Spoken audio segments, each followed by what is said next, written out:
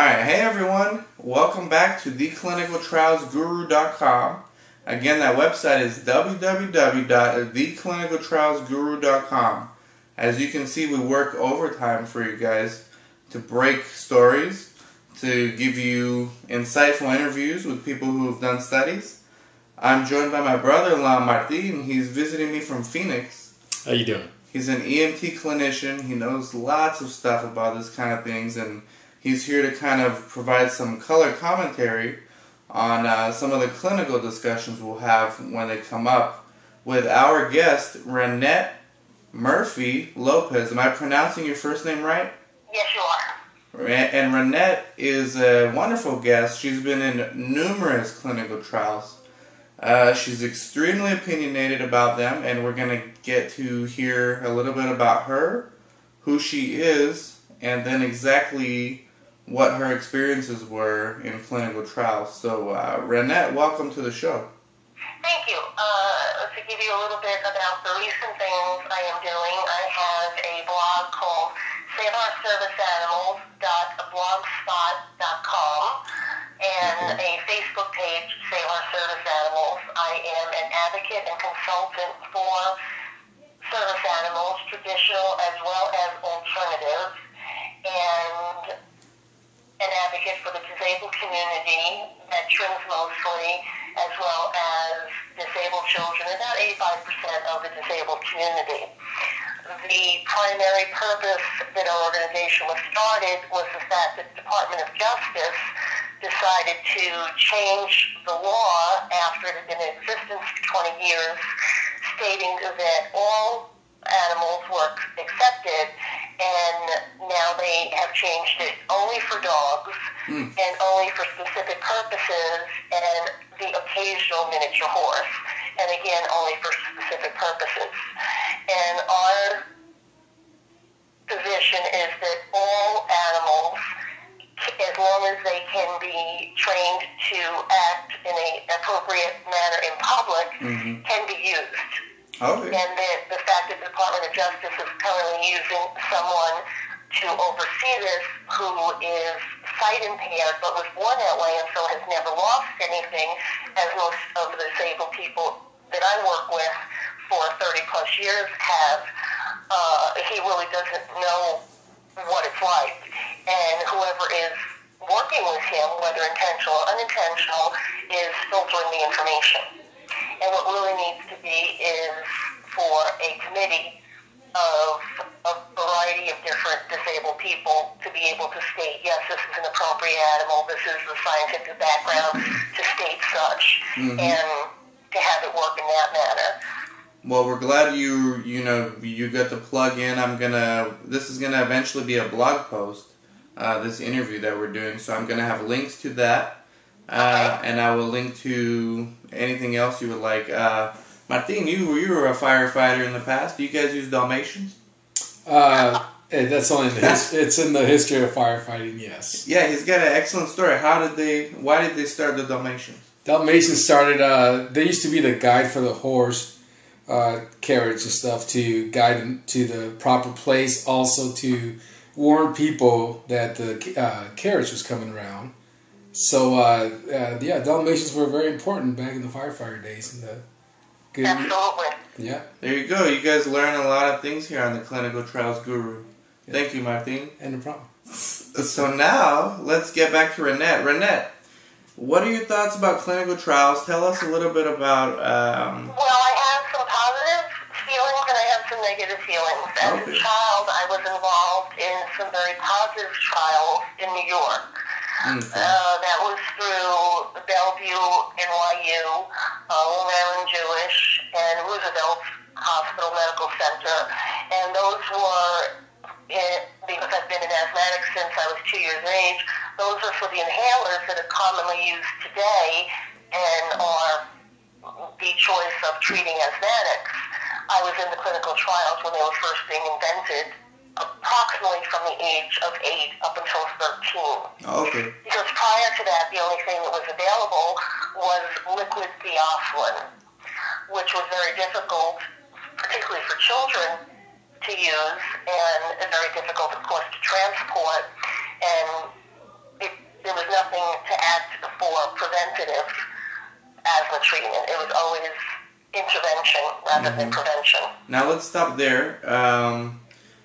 How did you get into that trial? Was it a doctor that referred you? Did your parents It was a send you? doctor through my mother, of course, at the age of 8. I really didn't have much to say, but I was such a severe asthmatic that they felt it was in my best interest to be a part of this trial, that it would be advantageous for me, and I don't have any negative memories of it. And there are inhalers today, like Spiriva, which is a little pill that you do puncture, that I can remember being in those trials. Now, do you feel like you were, since you were in these trials several years ago, do you feel like you had something to contribute to all the new medications that came out for asthma? As a child, most definitely. Okay. Yes, I remember being very active in the groups as a pre-adolescent and an adolescent, and the group therapy sessions that we had and how we discussed about it. I feel that we did make a difference in the way asthma is treated today versus how it was treated 51 years ago, and it was very positive influence. Okay. And how was your Which is asthma? why, as an adult, 27 years ago, I chose to go into some of the research programs at Cedars-Sinai. However, I did not have the same positives. Okay. Now what, just so our audience can get a sense of the different trials that you did when you were an adult, so as a child you did asthma studies and you found that you had a positive experience. As an adult, what type of trials did you do? And then get into a little bit of the why you had bad experiences. Well, as an adult, I had been diagnosed at the age of 27 with systemic lupus, and I had been given a year to live. And so I was not happy with that diagnosis, and being Irish, that's unacceptable. We don't have time to die. We have too much to do. So I sought out a doctor, Dr. Daniel Wallace, who was a pioneer in the lupus community and very well known and has a very positive reputation. He was a predecessor of all of the modern lupus treatments. I had, since then, for the last 6 years, had negative lupus tests, and the lupus has disappeared, which, as your brother-in-law, I believe it is, that's with you? The gentleman, the EMT who's with you, he's your brother-in-law? Yeah, he's my brother-in-law here. Okay, he will tell you at Western medicine, lupus does not go away. It doesn't disappear. It does not become suddenly negative after 27 years. That's, according to Western medicine, impossible. But yet, that has happened to me, fortunately. So I decided to go into some of the clinical trials through Cedars-Sinai for lupus, because lupus and fibromyalgia come together. It's kind of like a package deal. Get one, get the second for free. And with those come a lot of difficult ways of living life. And one of the studies that was very hard was the one for a medication that you will hear them touting on all of the commercials, and that's Lyrica. Okay, right. Deadly drug. Deadly. What I found was that, unlike when I was younger, they were very honest and upfront. Nowadays, the pharmaceutical companies were more in charge than the doctors were, and they were not as honest. And so I was not given the complete truth. One of the other medications that I was on as far as trials for an off-label use caused me to lose my hearing, and I now have to have hearing aids, and I will, within the next few years, have complete, total hearing loss because of being in that trial. And that was never told to me or any of that information given to me prior to me agreeing to be in that trial. Was this the Lyrica? No, this was Neurontin as an off-label use. Neurontin. Okay, now when you signed it informed consent, did they have anything listed about potential hearing loss or? No. Nothing. Nothing whatsoever. And in recently finding that out from the audiologist and from other medical doctors as well as holistic practitioners, that was the secret. No one was saying anything about that. I knew with taking some of the medications for the lupus, for example, Plaquenil, that I had to see a retina specialist because I did stand a chance of losing my vision, and I was aware of that, and I was willing to take that risk. Now what? Death and being blind, alive and being blind, or death and having my vision. I opted for the alive and, the possibility of being blind. Right. But with the Neurontin, using it for an off-label use because it is primarily produced originally for epilepsy, they never said anything about it. Did that ever get approved for lupus? No, there's numerous class action lawsuits out there, but I'm not a lawsuit type of person, and Right.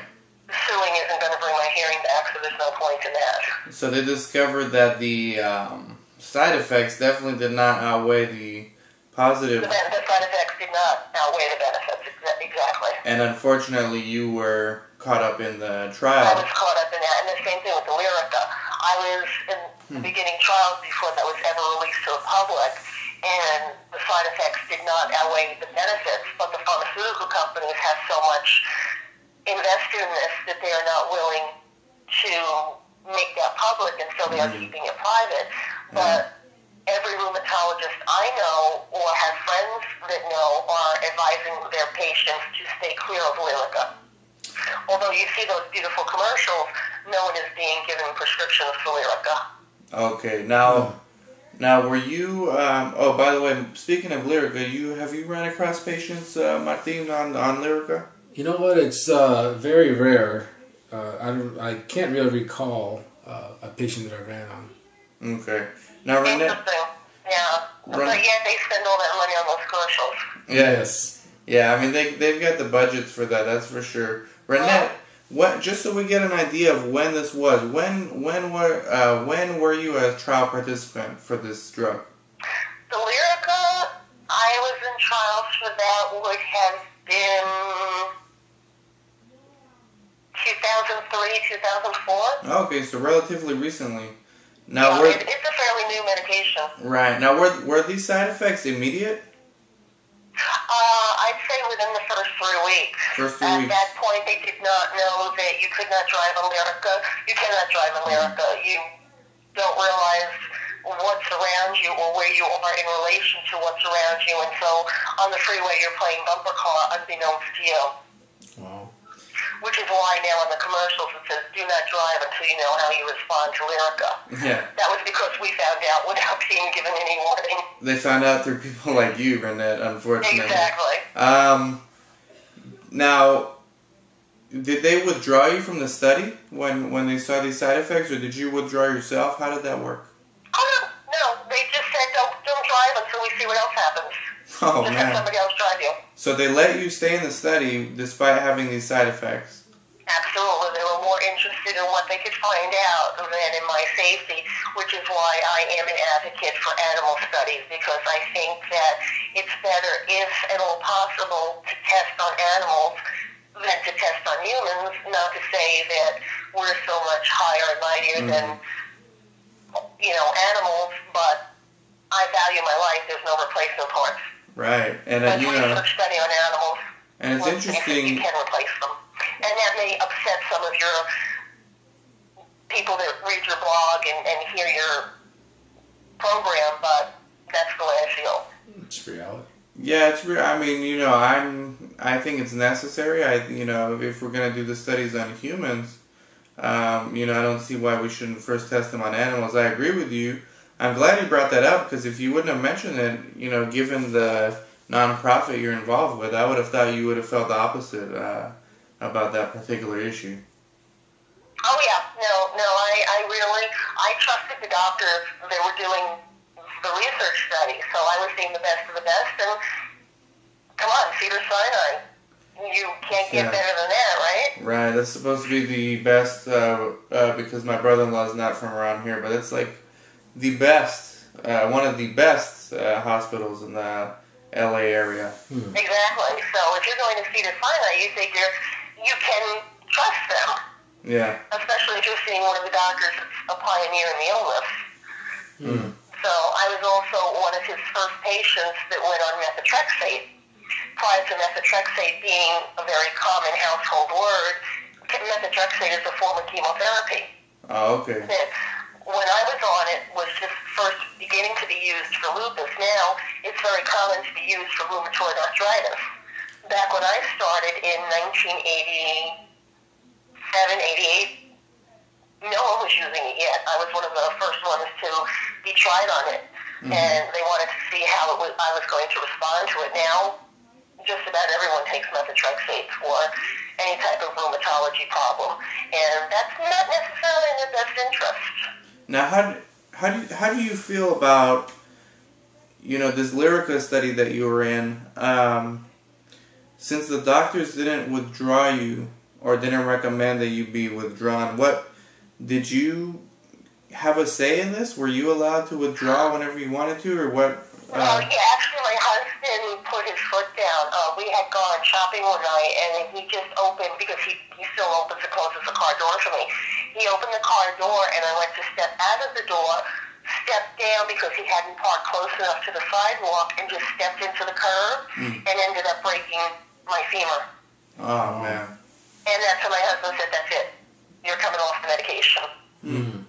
And so I've had it. This is ridiculous that you're even allowing them to do this to you. But I firmly believe that if we don't do research, the research you do on me can help the next generation or the generation thereafter. Mm-hmm. Just like I intend to donate my body to science when I end up passing away. I don't feel that I'm going to waste it on a funeral. So I have that kind of mentality, having been trained in Western medicine. Now, Renette, since you had all these bad effects from the drug, I've interviewed people where the drug companies have paid or reimbursed them for their medical expenses. Did you experience any of that?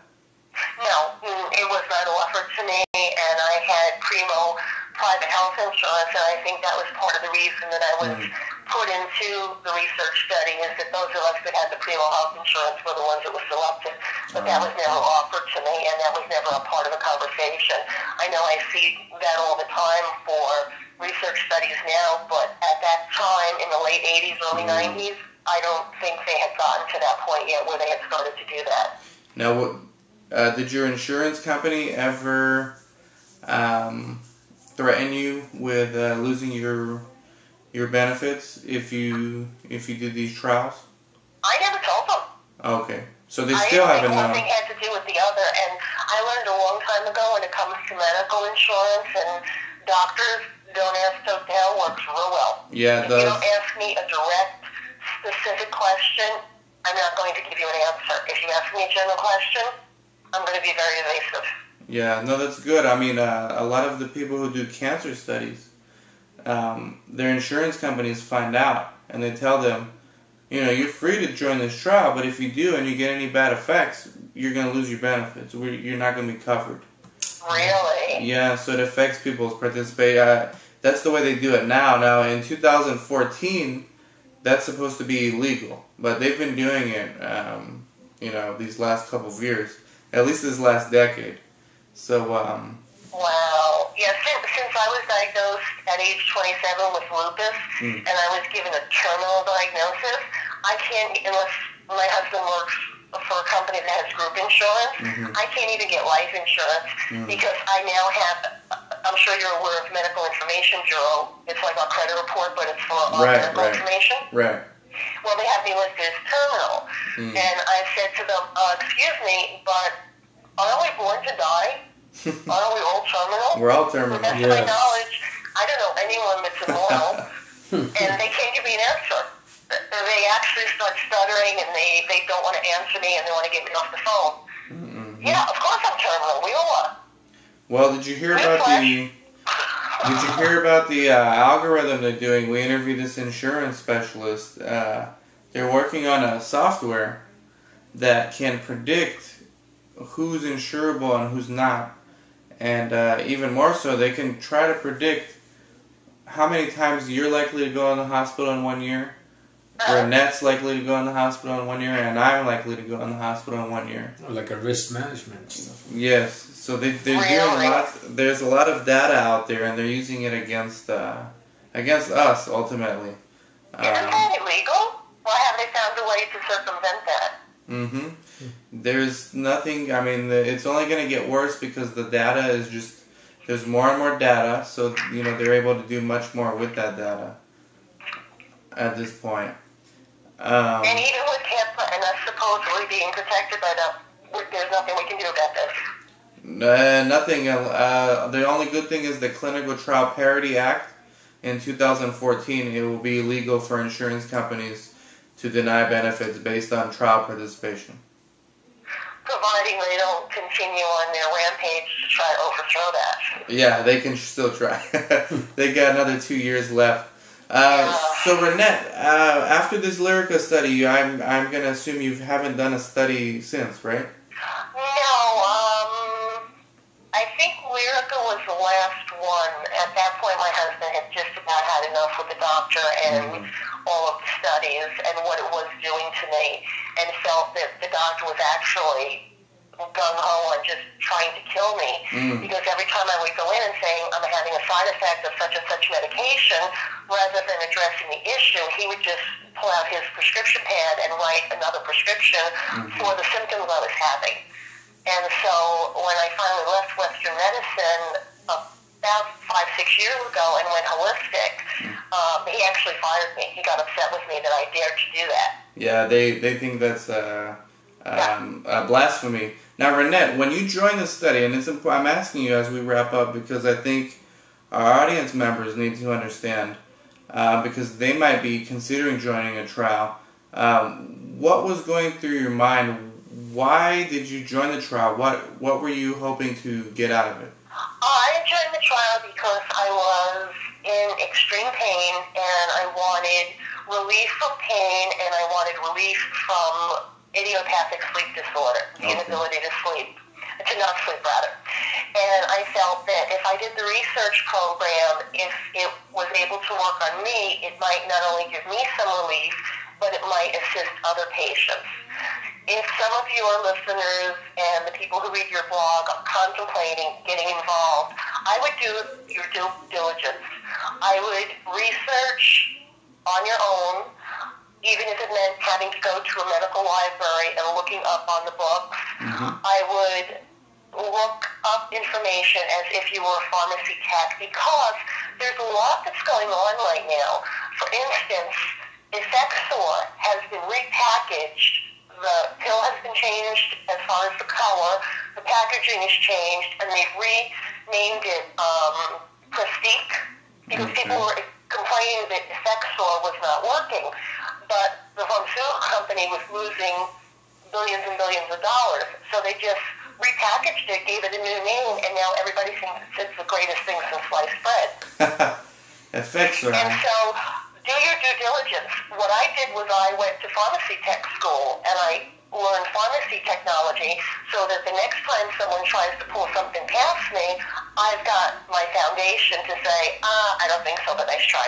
There you go. Yeah, you and my brother have that in common. He's a go-getter. He's got his head in the books all the time. I agree. I think knowledge is power these days. Knowledge is power, and you have to be proactive with your health, because right now the pharmaceutical companies are giving the doctors hundreds of thousands of dollars in trips, in bonuses, in all kinds of perks, and the doctors are being led like bulls with a ring through their nose down a pathway, and the patient is not their first interest. They have completely forgotten their Hippocratic oath. And so a patient has to be proactive and research and double check and say, before they sign on the dotted line, you know what, let me take this and let me check with a few people. Right. Go to your pharmacy, ask your pharmacist information. Get a second or third opinion. If you've got a friend who's an EMT, say, hey, what do you know about this? And ask around, and then go back a week or 10 days later. And if they don't want to let you do that, then don't sign up for it, because they're hiding something. Yeah, get an EMT friend, add Martin as your friend on Facebook, Yes, and ask him questions. No, I agree. It's called being an e-patient. There's actually a term for that, and we've interviewed a few of them. They call themselves e-patients, Renette. I don't know if you've heard of the term. Yeah, I've also had doctors ask me to leave their office because I intimidate them. And I tell them, if you don't know as much as me or more than me, then you can't possibly be my doctor.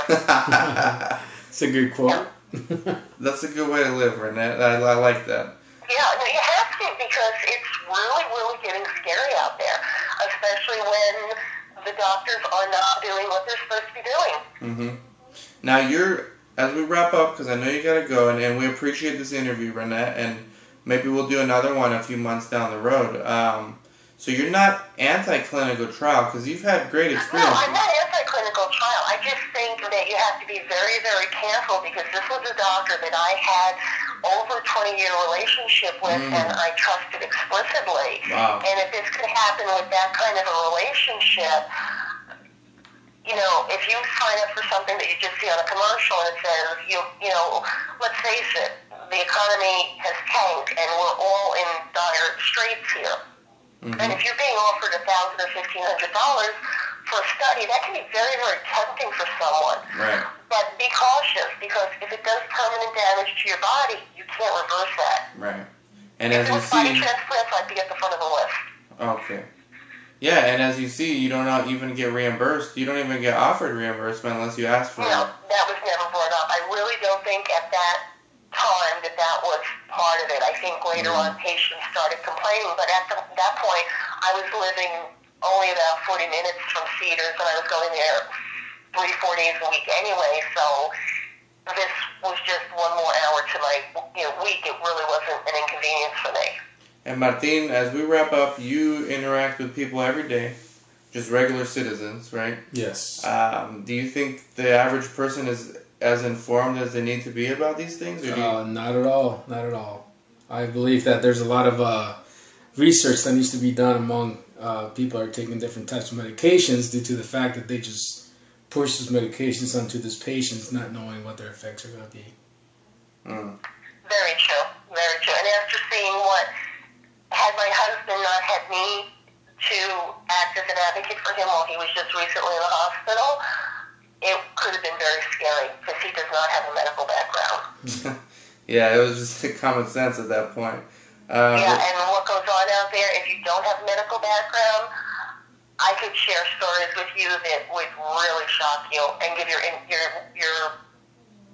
bloggers and listeners a lot to really reflect on. Give us one. Give us the worst. Mixing meds, trying to give you something that you're allergic to. Sending my husband to the restroom with 2 registered nurses, and they leave him alone, and he collapses on the floor, pulls the emergency button, and then has to crawl to the door and scream for help. And the first question is, what's your name and why are you here? Wow. Yeah. And you, Martin, you worked in the ERs, man. You've seen... Oh, yeah. Oh, yeah. This guy's told me some stories. 1976 was a surgical assistant. My most recent position was autopsy tech at the L.A. coroner's office. I have a pharmacy tech degree. Yeah. We will leave with a I story. took over the emergency room after that. Oh, this guy Martin, he worked in the ER. We won't mention which one. If you want to share the story, he quit. He quit because he couldn't take it anymore. Oh, I don't blame him. I'm sure. That is true. I've seen too many patients not being treated the proper way, and I just couldn't deal with it. So this guy tried to change the system, and they resisted so much that they pushed him out of there. He resigned. Yeah. Oh, yeah. No, I can totally understand that. That's part of why I went into becoming an advocate rather than staying in it, because my girlfriend's doctor has even said to her, she said to him, why are you putting up with the quality of worker that you have? And he said, because this is the best we can get. If I were to hire someone else, I might get someone worse, and I'm afraid that would happen. Just the quality of employee that's coming out of the educational system nowadays is frightening. Yeah, you become the enemy pretty quick. Yeah. It's not the training we used to have.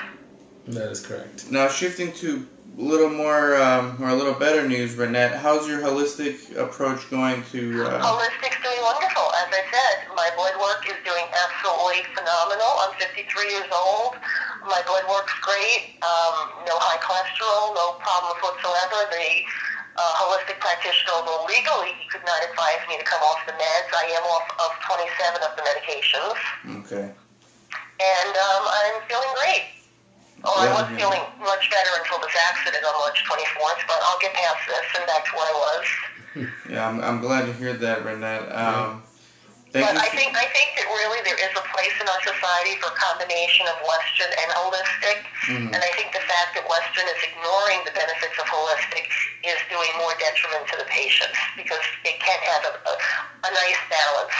Yeah, because there's no money there, and we have the big bankers backing up pharma. So, yeah. Yep. Yeah, well, it's up to more people like you now with the, with the advent of social media to get the word out there, grassroots approach.